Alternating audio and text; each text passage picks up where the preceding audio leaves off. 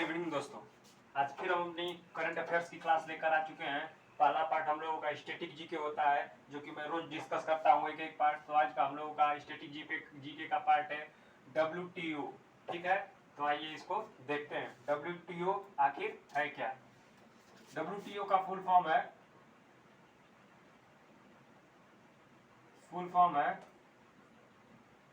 World trade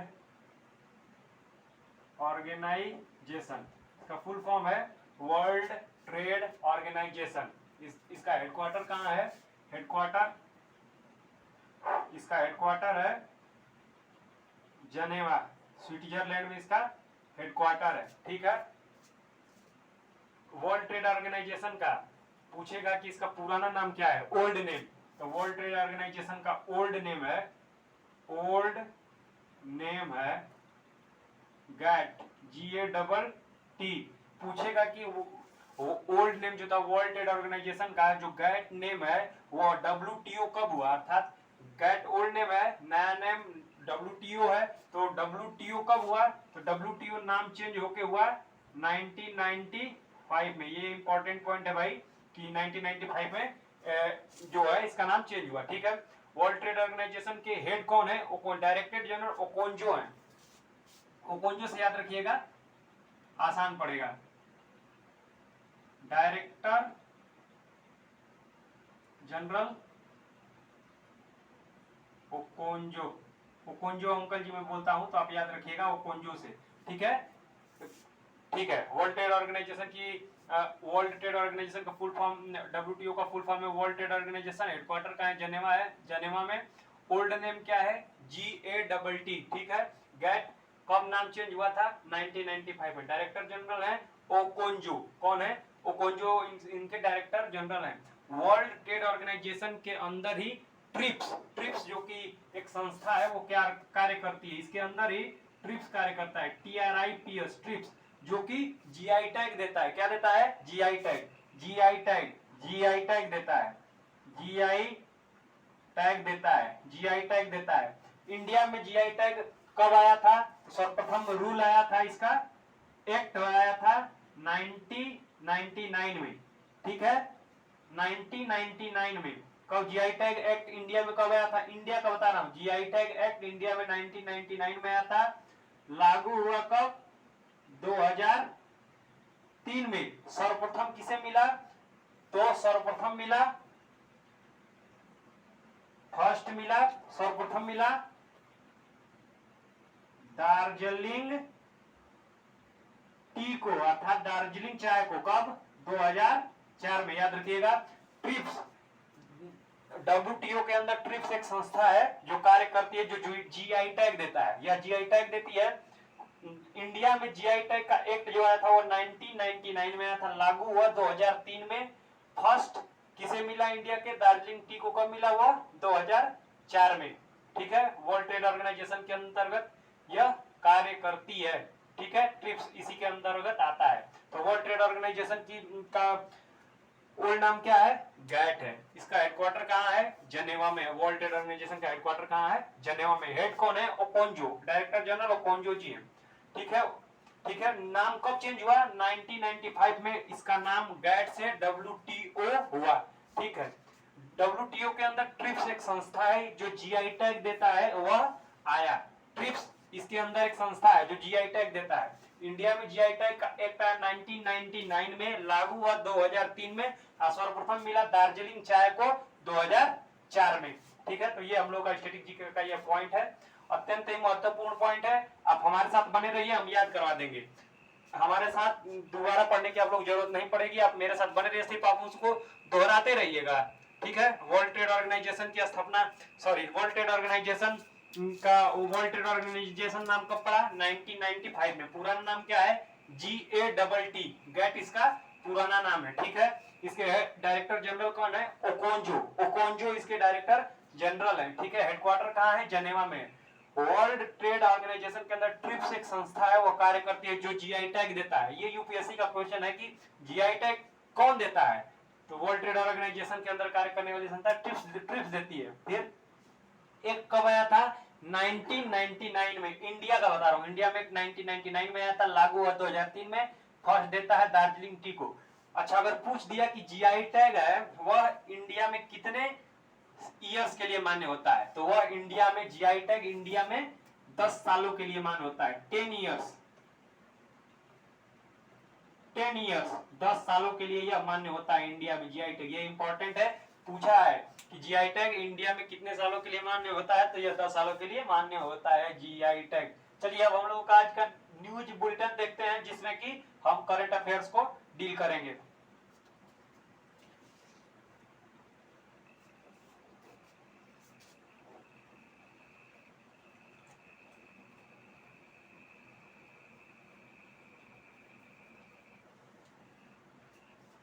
चलिए, हम लोग की पहली न्यूज है प्रधानमंत्री फसल बीमा योजना, पीएम फसल बीमा योजना।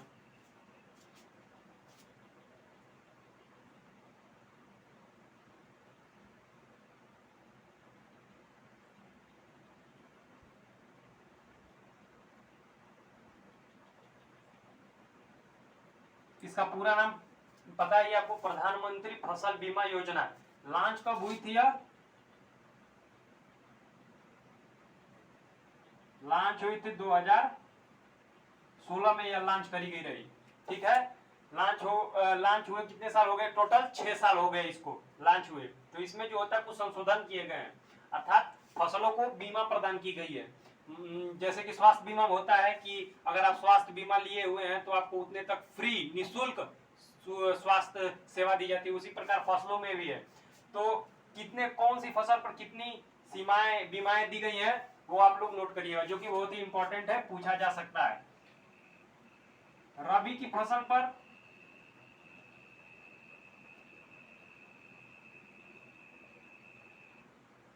1.5% की बीमा है। कितने की? 1.5 की।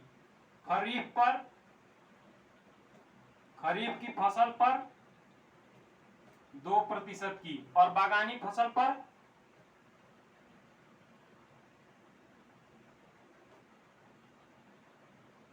5% की बीमाएं दी गई हैं। ठीक है, रबी की फसल पर किसके द्वारा लॉन्च किया? लॉन्च तो 2016 में हुआ। अगर पूछ दिया कि किसके द्वारा लॉन्च किया गया है, तो लॉन्च किया गया है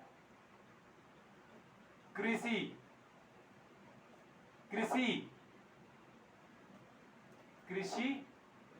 एवं किसान कल्याण मंत्रालय द्वारा। ठीक है, ये देखिए, अब फिर से देखिए, पीएम फसल बीमा योजना। पीएम फसल बीमा योजना का पूरा नाम पूछेगा तो आप बता देंगे प्रधानमंत्री फसल बीमा योजना। कब लॉन्च हुआ था? 2016 में लॉन्च हो। अब तक कितने साल हो गए? टोटल 6 साल हो गए। ठीक है, इसके बीमाओं में कुछ परिवर्तन किया गया है। रबी की फसल पर 1.5%, खरीफ की फसल पर 2%, और बागवानी फसल पे मिला है इसको 5%। किसने लॉन्च किया है? ये वनडे एग्जामों के लिए ये इंपॉर्टेंट है। ये तो यूपीएससी, यूपीपीसी, स्टेट पीसीएस वालों के लिए है, लेकिन ये इंपॉर्टेंट है। लॉन्च कब हुआ था? 2016 में, वनडे एग्जाम। कृषि एवं किसान कल्याण मंत्रालय द्वारा इसको लॉन्च किया गया, पीएम फसल बीमा योजना। ठीक है, हम लोग का पहला न्यूज है। ठीक है, अब हम लोग अपना अगला न्यूज देखते हैं।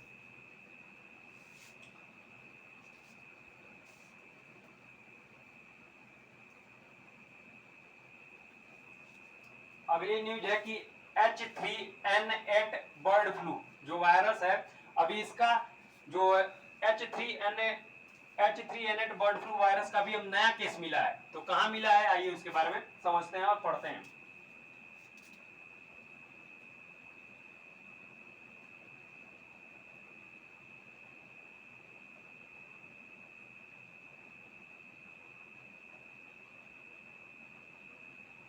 ठीक है, H3N8, ऐसे क्वेश्चन पूछेगा, हाल ही में चर्चा में रहा H3N8 बर्ड फ्लू का पहला केस कहां मिला है, ऐसे क्वेश्चन पूछेगा। तो आपको याद रखना है कि इसका पहला केस मिला है, फर्स्ट केस चाइना में। कहा मिला है? चाइना में। चाइना कौन है? फादर ऑफ कोरोना, वहीं के वुहान सिटी से तो, लेबोरेटरी से तो निकले थी। चाइना में मिला है बर्ड फ्लू। अच्छा, चाइना से रिलेटेड फैक्ट जानते हैं। चाइना की कैपिटल क्या है? कैपिटल है भाई साहब बीजिंग।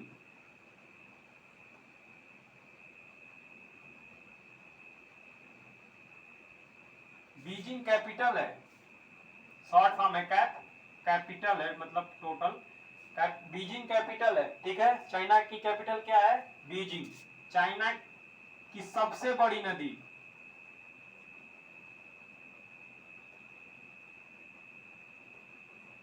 यांग तीसिक, यांग नदी, चाइना की सबसे बड़ी नदी यांग तीसिक यांग नदी। यह एशिया की भी, मतलब यह एशिया की भी सबसे बड़ी नदी है, एशिया की सबसे बड़ी नदी है, ठीक है, यांग तीसिक यांग नदी। चाइना का शोक किस रिवर को कहा जाता है?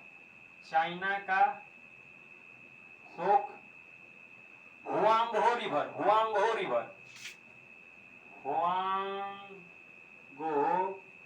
नदी, हुआंगहो रिवर को बोला जाता है, ठीक है। हुआंगहो रिवर को चाइना का शोक बोला जाता है। अच्छा,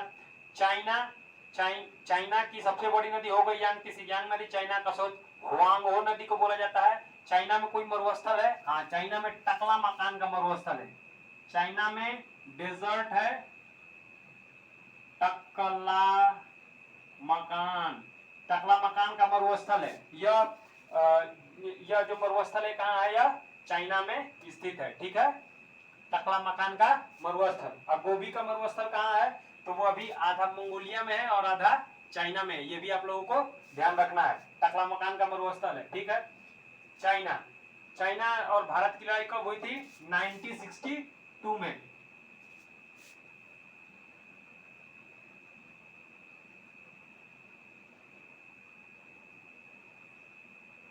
1962 में हुई थी। कौन जीता था? इसका कोई प्रत्यक्ष प्रमाण तो है कि चाइना माना जाता है जीता था, ठीक है।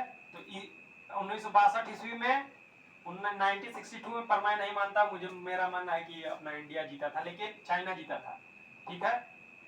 और 1962 में अक्साई चीन पर उसने कब्जा कर लिया, ठीक है। 1962 के बाद में अक्साई चाइना पर,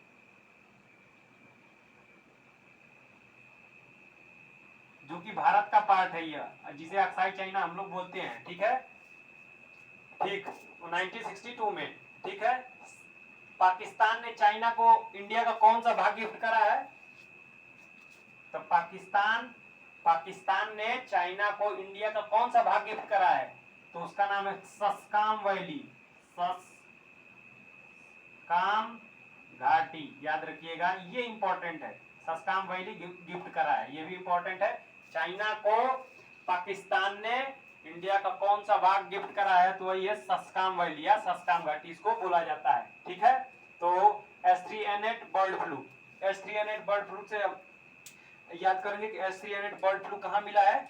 चाइना में मिला है, ठीक है। चाइना से रिलेटेड फैक्ट है, चाइना की कैपिटल बीजिंग है। चाइना की और करेंसी पूछे तो बता दें रेनमेनबी, करेंसी पूछे, करेंसी रेनमेनबी, रेनमेनबी,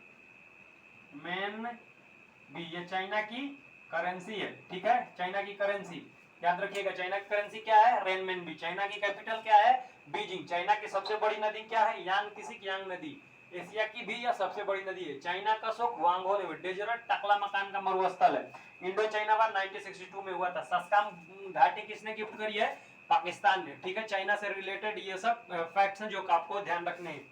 चाइना की कैपिटल बीजिंग, चाइना की सबसे बड़ी नदी यांग तीसिक यांग नदी, चाइना का शोक हुआंगहो रिवर, हुआंगहो रिवर, ठीक है। चाइना ने भारत से लड़ाई कब करी? 1962 में, अक्साई चाइना पर उसने जिसे कब्जा कर रखा है, ठीक है।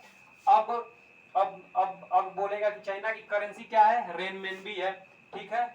ये हो गया चाइना से रिलेटेड फैक्ट्स। और न्यूज में रही बात, H3N8 बर्ड फ्लू फिलहाल में जो मिला है केस, वो सर्वप्रथम कहाँ मिला है? चाइना में मिला है।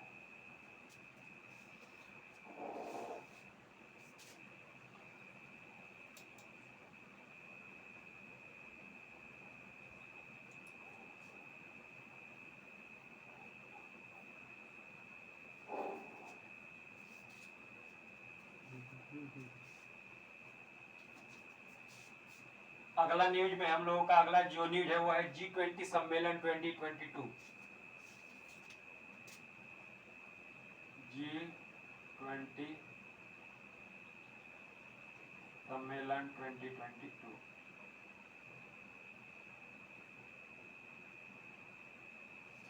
देखिए G20 सम्मेलन 2022 कहाँ होने वाला है बताइए। G20 सम्मेलन 2022 होने वाला है इंडोनेशिया में।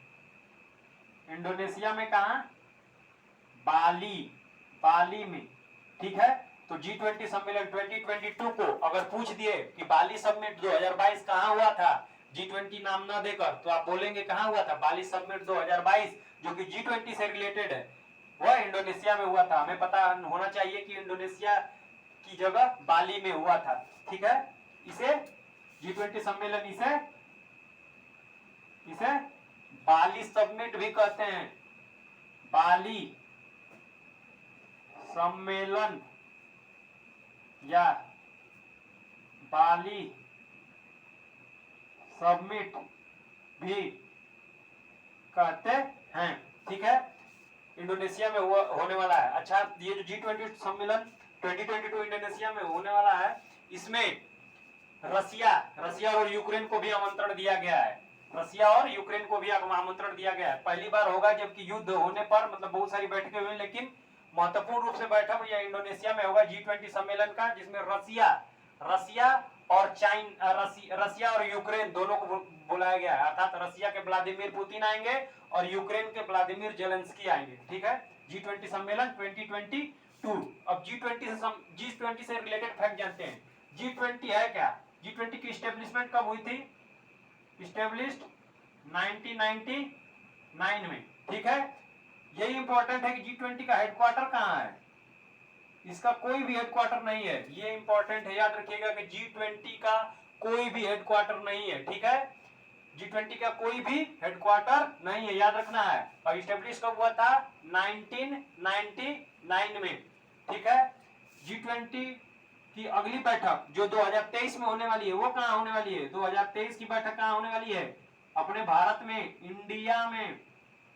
कहाँ होने वाली है? इंडिया में। G20 का फुल फॉर्म पूछ दे तो क्या बताएंगे आप? फुल फॉर्म बताएंगे आप। फुल फॉर्म क्या होगा? Group of 20 country. ठीक है, ग्रुप ऑफ 20, ग्रुप ऑफ 20। ठीक है, G20 ग्रुप ऑफ 20 में कौन कौन देश हैं? 90 कंट्री हैं, प्लस एक यूरोपियन यूनियन है। ठीक है, एक यूरोपियन यूनियन है, यह संगठन है जिसके अंदर जानते हैं ये 27 देश हैं इस समय। ब्रिटेन के एग्जिट होने के ब्रेक्सिट, अर्थात ब्रिटेन जब इससे अलग हो गया तो ये पहले 28 थे, अब 27 ही रह गए हैं। ठीक है, यूरोपियन यूनियन, ये दोनों मिलकर 20 सब कंट्री बनाते हैं। ठीक है, G20 सम्मेलन में क्या इंडिया को आमंत्रण दिया गया है? तो इंडिया तो रहेगा ही। ठीक है, ग्रुप ऑफ 20 19 कंट्री हो गया, ये है G20 सम्मेलन। इसे इंडोनेशिया में होने वाला है, इसे बाली सम्मेलन भी कहा जाता है। ठीक है, बाली सम्मेलन भी इसे हम लोग कहते हैं। 2023 का कहाँ होगा? इंडिया में होगा। फुल फॉर्म का है ग्रुप ऑफ 20। स्टेब्लिश कब हुआ था? 1999 में। हेडक्वार्टर, इसका कोई हेडक्वार्टर नहीं है, यही इंपॉर्टेंट है। पूछेगा क्या इसका कोई हेडक्वार्टर है? चुप मार के मुंडी हिला देना ना, इसका कोई भी हेडक्वार्टर नहीं है। ठीक है, अब अगली न्यूज पे आते हैं। सरमत मिसाइल।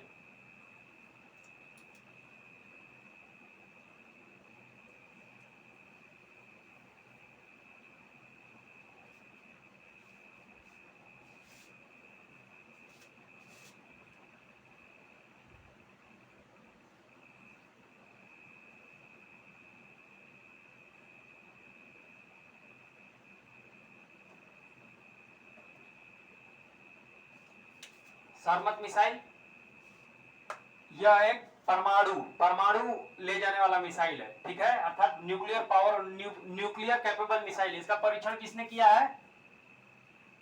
परीक्षण किसने करा है? रसिया ने इसका परीक्षण करा है। कहां से? प्लेस्तक से। कहां से?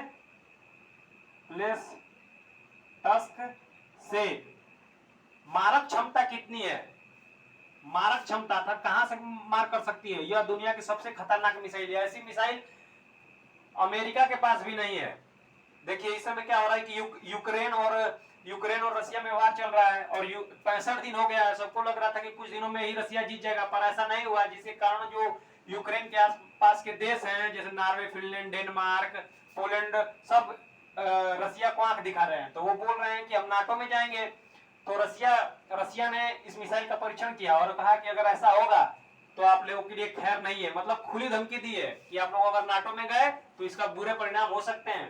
ठीक है, सरमत मिसाइल का परीक्षण किसने किया है, रसिया ने।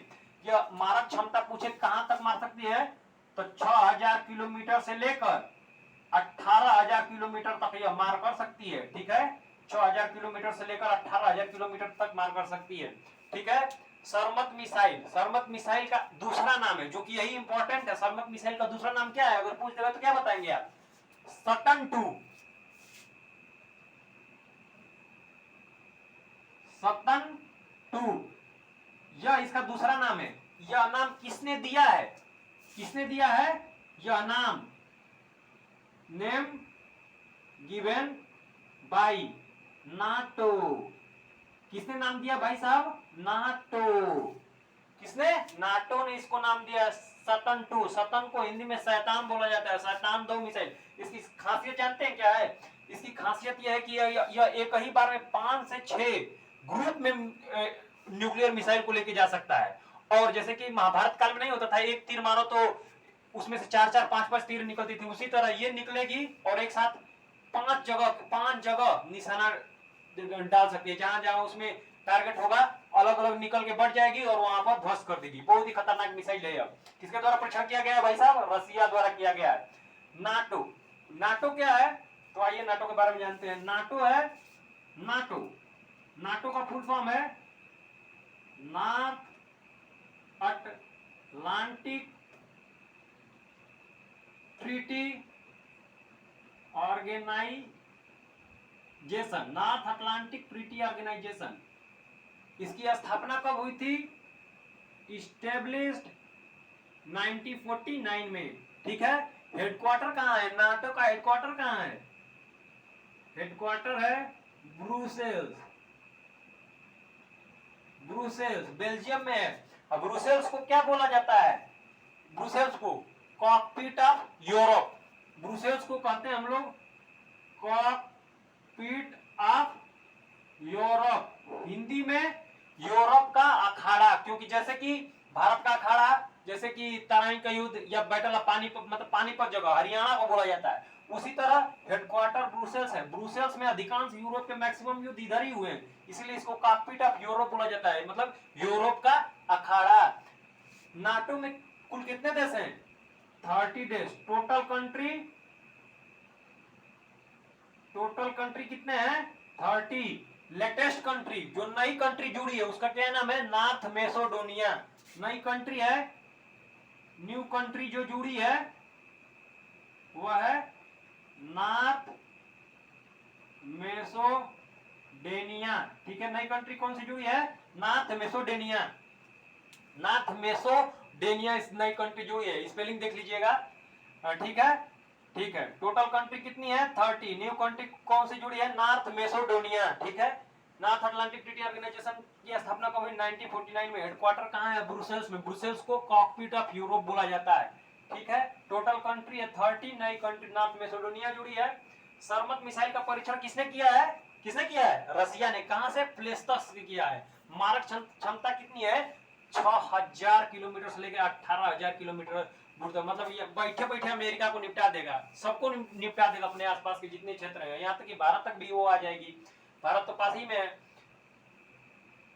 परीक्षण रसिया ने किया है, कहां से, प्लेस्तस्क से। सतन 2 नाम किसने दिया है, नाटो ने। ये इंपॉर्टेंट है, याद रखिएगा। सतन 2 पूछेगा कि सरमत मिसाइल का दूसरा नाम क्या है, तो आपको याद रखना सरमत मिसाइल का दूसरा नाम है सतन 2। ठीक है, आइए अब हम लोग अपनी अगली न्यूज पे चलते हैं। नार्डिक सम्मेलन 2022 कहां हुआ है, नार्डिक सम्मेलन 2022 के बारे में।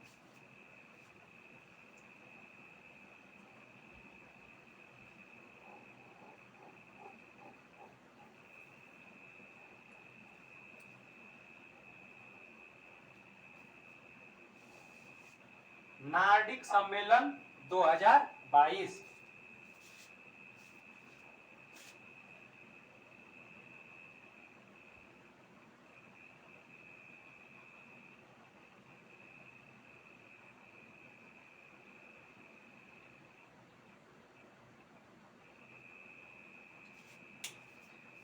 नार्डिक सम्मेलन 2022, नार्डिक सम्मेलन 2022 कहाँ होने वाला है, इंपॉर्टेंट है, देखिए कहाँ होने वाला है, होने वाला है डेनमार्क में।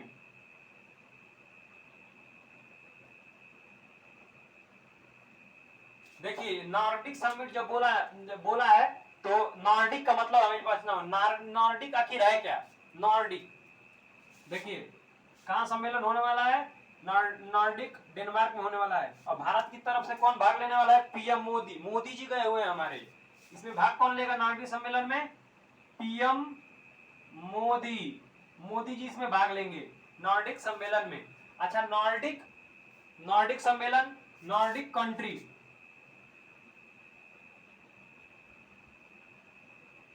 नॉर्डिक कंट्री कौन कौन से होते हैं, तो स्कैंडिनेवियाई कंट्री प्लस आइसलैंड मिलकर नॉर्डिक बनाता है। कौन सा,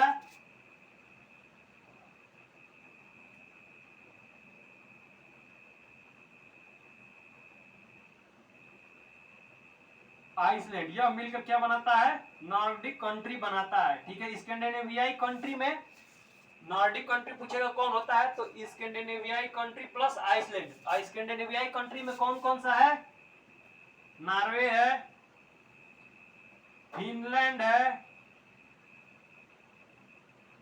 डेनमार्क है।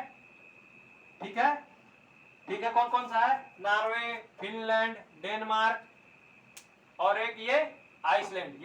ये चारों मिलकर क्या बनाते हैं, नॉर्डिक कंट्री बनाते हैं। नॉर्डिक कंट्री में नॉर्वे, फिनलैंड, डेनमार्क और आइसलैंड, ये मिलकर क्या बनाएंगे, नॉर्डिक कंट्री। कभी कभी स्वीडन भी आ जाता है, स्वीडन, परंतु मुख्य रूप से यह तीन है, नॉर्वे, फिनलैंड, डेनमार्क और यह आइसलैंड। स्वीडन भी लिख लीजिए, लेकिन मुख्यतः यह तीन ही है। ठीक है, स्वीडन भी,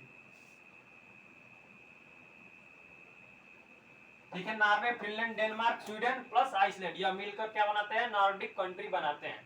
ठीक,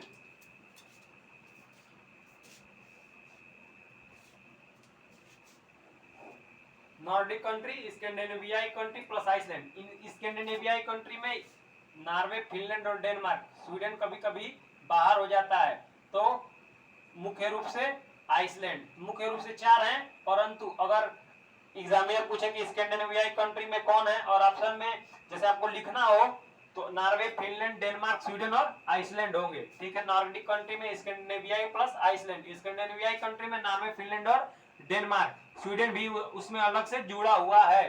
ठीक है, और एक आइसलैंड मिलकर बनाता है।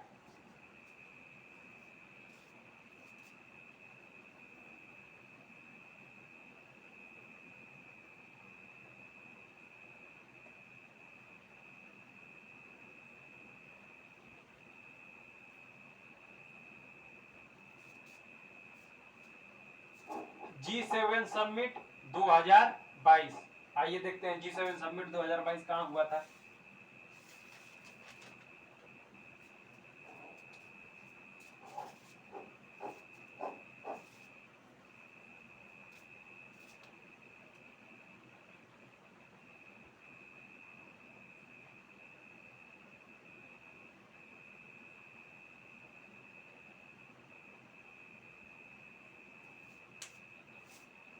G7 समिट 2022 कहाँ हुआ होगा,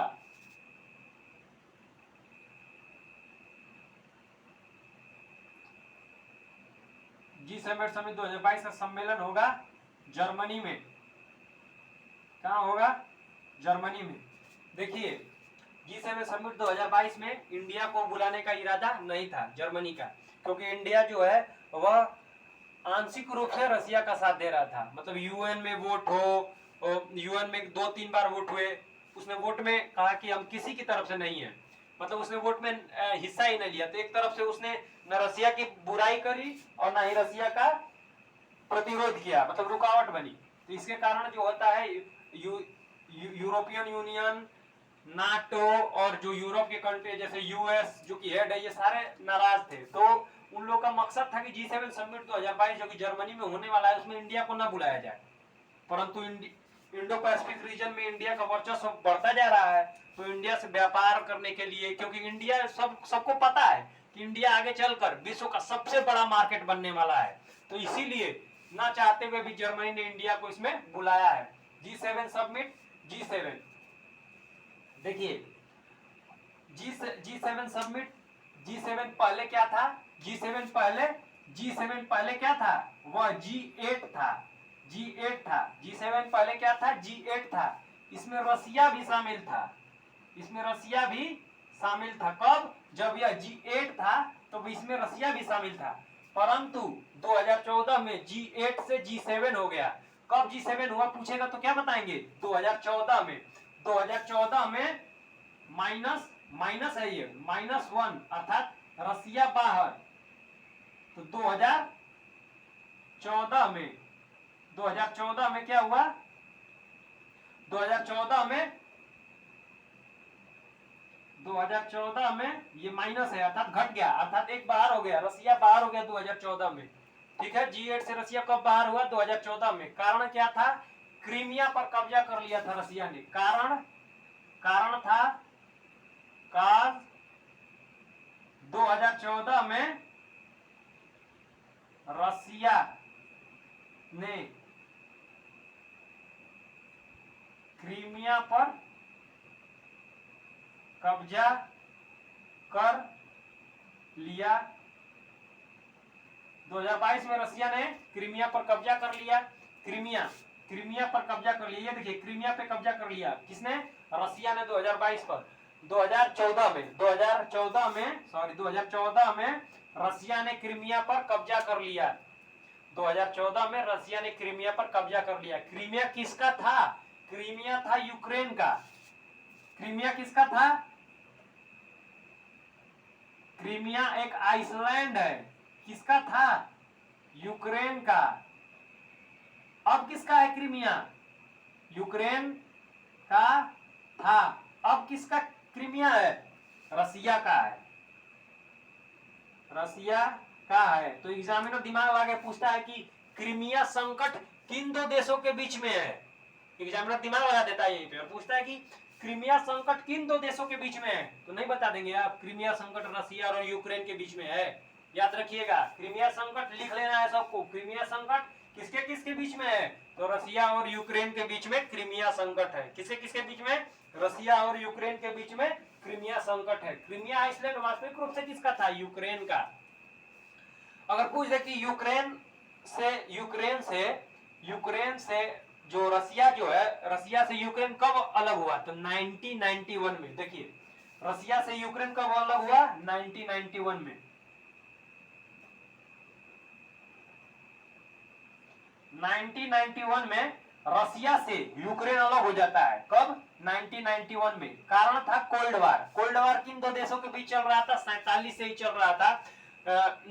अमेरिका और किसके बीच में? अमेरिका और रसिया के बीच में। कारण क्या था कि जब परमाणु बम का परीक्षण हुआ तो जब परमाणु बम नागासाकी और हिरोशिमा पर गिरा, 6 अगस्त और 9 अगस्त हिरोशिमा नागासाकी पर गिरा, रसिया घुसिया गया। ऐसे बोल रहा, उसको बहुत तकलीफ हुआ। बोला अरे यार तुम तो मेरे बोले थे कि सब लोग एक दूसरे को अपने बताएगा कि क्या कर रहा है, किस चीज का परीक्षण कर रहा है, पर तुमने तो हमें दगा दे दिया यार। ये तो तुमने अच्छे से दोस्ती नहीं निभाई। अब दोनों देशों के बीच में ये हो गया कि हम बढ़े तो हम बढ़े, तुमसे हम बढ़े तो हम बढ़े। ठीक है, तो जो इसी कारण इन दो देशों क्या करते थे कि कोल्ड वार में अपने में नहीं लड़ते थे। जैसे डायरेक्ट अपने सेना भेजकर नहीं लड़ते थे, ग्रुप में शामिल हो गए, अपने अपने देश का ग्रुप बना लिया और उसी में एक दूसरे से लड़वाते रहते थे और अपने हथियारों की बिक्री करते रहते थे। तो इसी कारण रसिया जो है वो 1991 में 15 देशों में टूटा, जिसमें यूक्रेन भी शामिल था। कितने देशों में टूटा रसिया? 1991 में 15 देशों में टूटा। कितने देशों में टूटा? 15 देशों में टूटा, जिसमें यूक्रेन शामिल है। तो यूक्रेन को क्रीमिया मिला। क्रीमिया आइसलैंड है। किसका था? यूक्रेन का था। अब किसका है? रसिया का है। क्रीमिया संकट किन दो देशों के बीच में है? रसिया और यूक्रेन के बीच में है। याद रखेंगे ना आप लोग, ठीक है। G7 समिट 2022 कहाँ होने वाली है? कहाँ होने वाली है? जर्मनी में। G7 पहले क्या था? G8। G7 कब हुआ? 2014 में। ठीक है, अगली हम लोग अगले न्यूज पे चलते हैं, प्रोजेक्ट सुपर 50। ठीक है, आइए।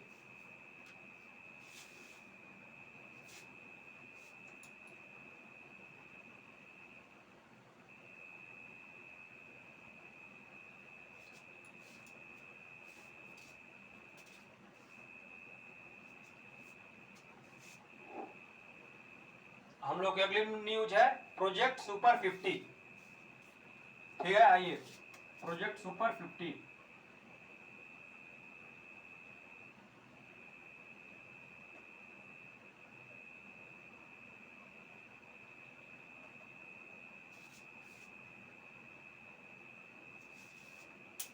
ठीक है, प्रोजेक्ट सुपर 50 कहां लॉन्च हुआ है भाई साहब? पहले इसका पर्पज जानिए। इसका पर्पज यह है कि लड़कों को इकट्ठा किया जाएगा और उनको, जो 50 लड़के होंगे, मतलब 50 लड़के होंगे, उन्हें बौद्धिक शिक्षा दी जाएगी, उनका दिमाग विकसित किया जाएगा। मतलब यह एजुकेशन से रिलेटेड है। ठीक है, कहां लॉन्च हुआ है? लॉन्च्ड इन, कहां? मणिपुर। कहां लॉन्च हुआ भाई साहब? मणिपुर में लॉन्च हुआ है प्रोजेक्ट सुपर 50। मणिपुर में। फर्स्ट सेंटर अगर पूछे कि कहां बनेगा इसका, फर्स्ट सेंटर पूछे कि इसका कहां बनेगा, तो विष्णुपुर में। फर्स्ट सेंटर बनेगा विष्णुपुर में। ठीक है, कहां? विष्णुपुर में इसका फर्स्ट सेंटर बनेगा। प्रोजेक्ट सुपर 50 के लिए मेमोरेंडम ऑफ अंडरस्टैंडिंग अर्थात MOU। ठीक है, प्रोजेक्ट सुपर 50 के लिए MOU, memorandum of understanding sign हुआ है। मेमोरेंडम ऑफ अंडरस्टैंडिंग पर साइन हुआ है। किसके किसके बीच में? ये इंपॉर्टेंट है भाई साहब, ये इंपॉर्टेंट है। मेमोरेंडम ऑफ अंडरस्टैंडिंग साइन हुआ, किसके किसके बीच में पर भाई साइन हुआ है? बताइए। साइन हुआ है भाई साहब, हम बताएंगे ना। साइन हुआ है Indian army, Indian army plus, Indian army plus Manipur government.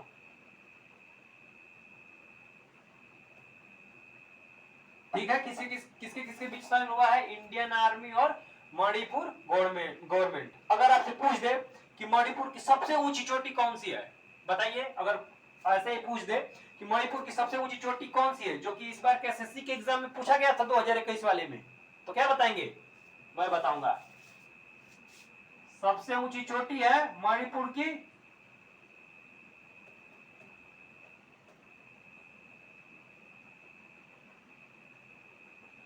Mount tempo. Tempo.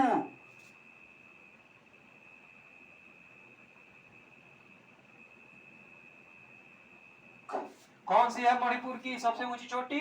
Mount tempo सबसे ऊंची चोटी है मणिपुर की। याद रखना है। टेम्पू कैसे याद रखना है? भोजपुरी गाना है, आवत तारे सखी सैया टेम्पू से, तो याद हो जाएगा माउंट टेम्पू। ठीक है, सबसे ऊंची चोटी मणिपुर की कौन सी है? Mount tempo. MOU साइन हुआ है इंडियन आर्मी और मणिपुर गवर्नमेंट के बीच में। फर्स्ट सेंटर विष्णुपुर खोलेगा। कहां खुलेगा? विष्णुपुर में। प्रोजेक्ट सुपर 50 में, सुपर 50 मतलब सुपर माने जो मेधावी, जो तेज हो, 50 स्टूडेंटों का बैठक बनेगा। पर्पज होगा एजुकेशन से संबंधित है, और यह लॉन्च हुआ है मणिपुर में। मणिपुर की सबसे छोटी माउंट टेम्पू है।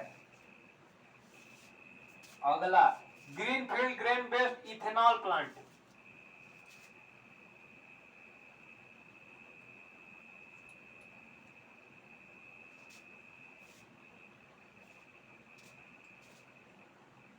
Greenfield grain based ethanol plant.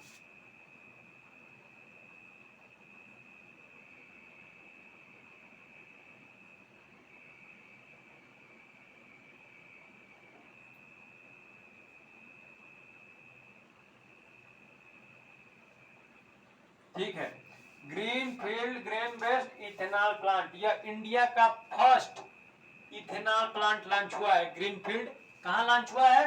Bihar में फर्स्ट लॉन्च हुआ है। फर्स्ट इंडिया का, कहां?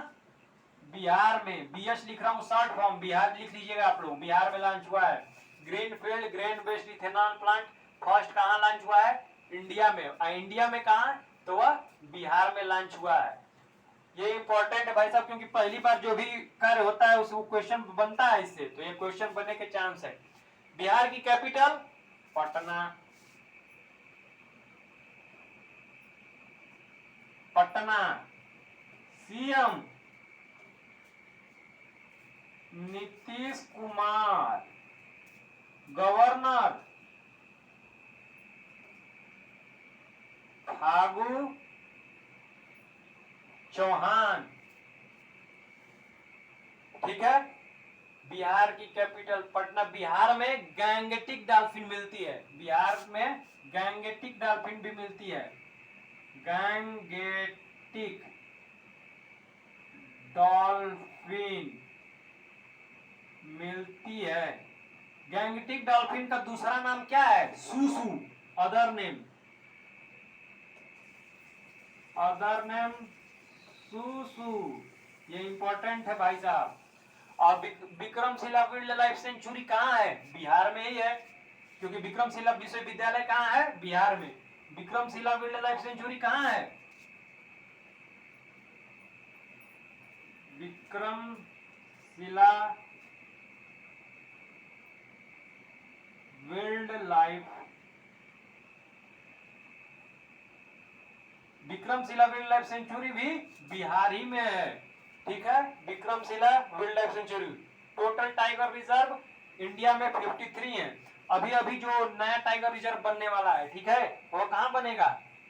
अब नया जो बनने वाला है, अगर वो बन गया, अभी विकसित होने वाला है, बना नहीं है, काम चल रहा है उस पर। कैमूर टाइगर रिजर्व बिहार में।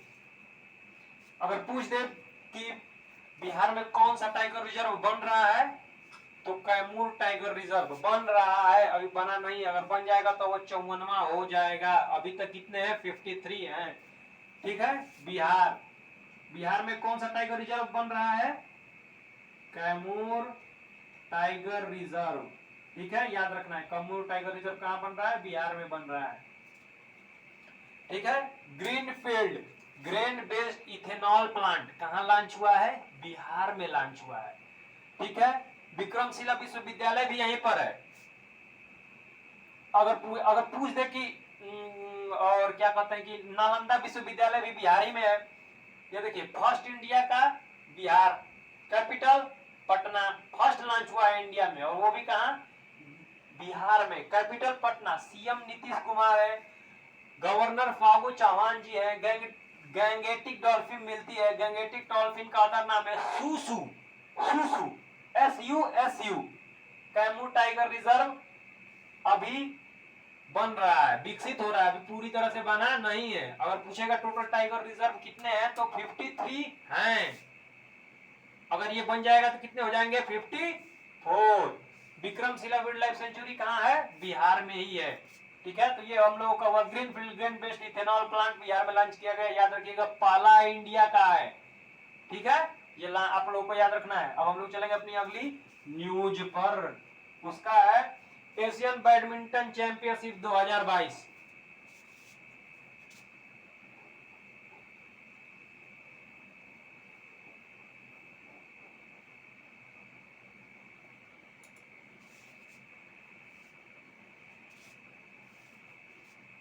क्या है? Asian badminton championship 2022। देखिए,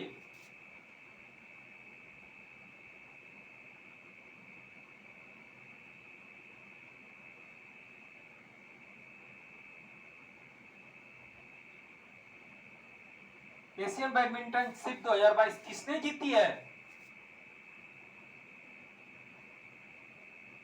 इंडिया की तरफ से पूछेगा, इंडिया की तरफ से किसने? पीवी सिंधु ने। किसने? पीवी सिंधु ने। पूछेगा कौन से पोजीशन पे आई है? थर्ड पोजीशन पे आई है, थर्ड। तो इन्हें क्या मिलेगा? ब्रॉन्ज। ठीक है, और एशियन बैडमिंटन चैंपियनशिप है, चैंपियनशिप एशियन बैडमिंटन चैंपियनशिप 2022 में पीवी सिंधु ने ब्रॉन्ज जीता है, और एक बार और मतलब 2 बार करने वाली ये भारतीय हो गई है। कौन सी? पीवी सिंधु दूसरी बार ये जीत रही है, एक बार पहले भी जीत चुकी है। तो एशियन बैडमिंटन चैंपियनशिप 2022 किसने जीता है? पीवी सिंधु ने। बैडमिंटन चैंपियनशिप होगा, मैं चैंपियनशिप नहीं लिखा हूं लेकिन मैं बार बार बोल रहा हूं, मतलब एशियन बैडमिंटन चैंपियनशिप 2022 किसने जीती है? पीवी सिंधु ने जीती है इंडिया की तरफ से। कौन से पोजीशन पे? थर्ड। क्या जीता है? Bronze medal. कितनी बार आप टूर्नामेंट जीत गई है? 2 बार जीतने वाली प्रथम भारतीय हो गई है। आपको याद रखना है, दिमाग में बैठा कर रखना है इसको, ठीक है। आइए हम लोग अपना अगला चलते हैं। फीफा प्लस प्रोग्राम लॉन्च हुआ है अभी।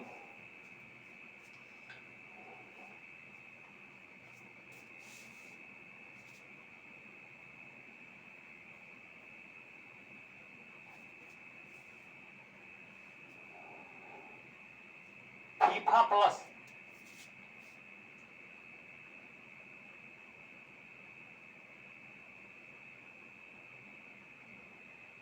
फीफा प्लस भाई क्या है? यह एक जैसे कि अमेजन, नेटफ्लिक्स, ये ओटीपी है, ओवर द टॉप, जिसपे आप जाके मूवी देख सकते हो। यह भी अमेजन और नेटफ्लिक्स पे पाए जाने वाला एक ऑनलाइन गेम्स है। क्या है? ऑनलाइन गेम्स है फीफा प्लस। ये इंपॉर्टेंट इसलिए है क्योंकि इंडिया का इसमें जो होता है ना, एक 60 मूवी दिखाई जाएगी। इंडिया की 60 मूवी कौन सी दिखाई जाएगी? 60 मूवी। कौन सी भाई साहब? इंडिया की 60 मूवी दिखाई जाएगी फीफा प्लस में।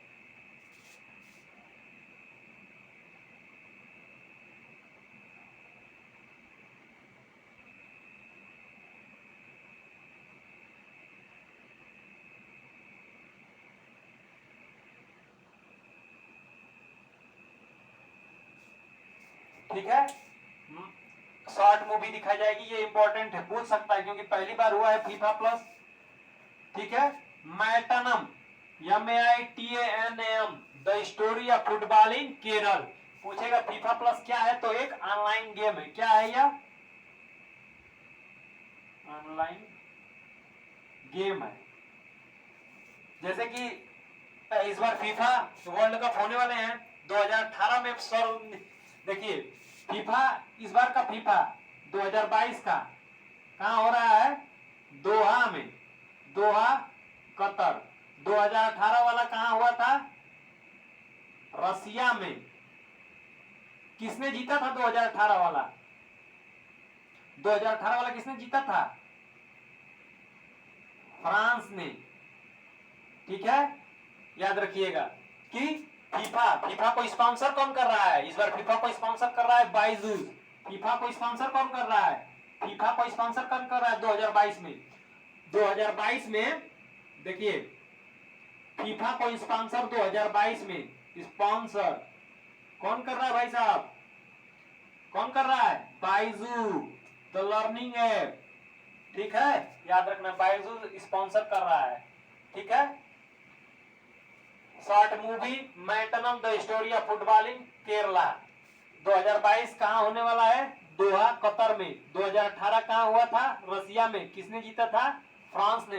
फीफा प्लस क्या है? एक ऑनलाइन गेम्स है। फीफा प्लस एक ऐसा ऑनलाइन गेम्स है जैसे कि जितने भी कंट्री इसमें भाग लेने वाले हैं वो गेम के थ्रू सारे देश के कंट्री के खिलाड़ी रहेंगे, आप उसमें गेम खेल सकते हैं। परंतु यह इंडिया के लिए इंपॉर्टेंट इसलिए है क्योंकि इसमें एक शॉर्ट मूवी ऐड की गई है, मैटनम, the story of football in Kerala. ठीक है, केरला, याद रखिएगा। ये फीफा प्लस क्या है? एक ऑनलाइन गेम है। ठीक है, इंडिया की मैटनम, the story of football in Kerala पर ये एक शॉर्ट मूवी है जो किस पे दिखाई जाएगी? ऑनलाइन गेम है। फीफा 2022 कहां होने वाले हैं? दोहा, कतर की कैपिटल दोहा में। 2018 कहां होने वाली, कहां हुए थे? रसिया में। किसने जीता था? फ्रांस ने। किसको हराया था? क्रोएशिया को हराया था। ठीक है, तो ये आज हम लोगों का आज का करंट अफेयर्स, हम लोगों का ये टॉपिक वाइज हुआ। ऐसे ही रोज करंट अफेयर्स होते रहेंगे और उसमें हम स्टैटिक जीके और जो हिस्ट्री से रिलेटेड या जियोग्राफी से रिलेटेड जो भी फैक्ट्स होंगे हम उसमें आपको बताते रहेंगे। आप ऐसे पढ़ते रहेंगे, किसी भी चीज को अगर आप रिलेट करके पढ़ते रहेंगे तो आप भूलेंगे नहीं और याद होता रहेगा। तो हमको अपना बेस्ट देने के प्रदर्शन कर रहे हैं। अगर आपको हमारी क्लास पसंद आई नई हो तो लाइक करे, सब्सक्राइब करे और शेयर करना न भूले, क्योंकि आपका लाइक, सब्सक्राइब और शेयर ही हमारे लिए मोटिवेशन है। Thank you.